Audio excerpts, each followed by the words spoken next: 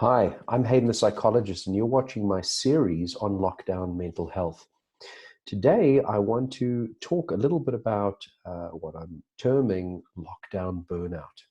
Here, I'm referring really to a lot what a lot of people might be experiencing at this stage, and that is actually a sense of really tiredness, this heavy feeling that we're struggling to find the drive and to do any of the tasks, to do perhaps our job, even if it is remotely, or other tasks during lockdown. A lot of tiredness, that kind of a feeling.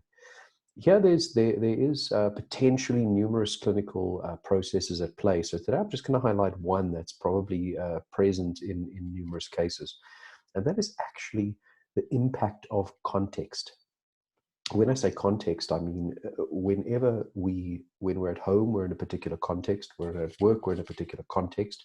But even in a context, one could be in a social context. That really includes the frame of mind and the way people are interacting in a particular environment. That's what I mean by context. Now, prior to lockdown, we shift around between contexts, and we enter a context and we leave it, and we do it without effort. In a sense, the world automatically separates our contexts. In lockdown, there's a big risk that our context blend. In a sense, one could be working in front of one's computer or over the phone, speaking to certain people, but in one's living room. In a sense, there you're in potentially a restful context as well as a work context. Also, time. Your typical working hours you might find that they are extending or changing because other work colleagues or clients or whatever just contacted during hours that are not necessarily set to those contexts. In this way and many others, our contexts can blend. This blending of contexts really is quite draining and quite tiring.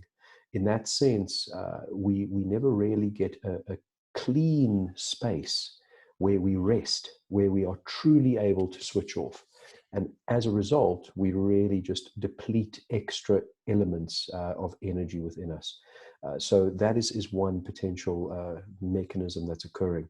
My tip in line with that: really try to thoughtfully put in things to separate contexts, whether it is to create a space in your house that is only for work, another space that is to be rested, certain time barriers that one can create.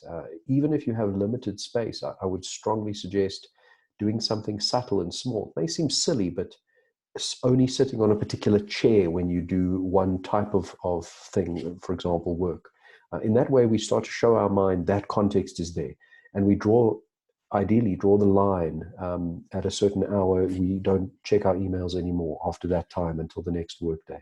In that sense, we create our own separation in contexts. And there we can start to allow a space to have a bit of rest. Of course, it is to create a context that allows you some rest as well, in order to rest. And that's my helpful tip for today. I hope that it assists with the tiredness.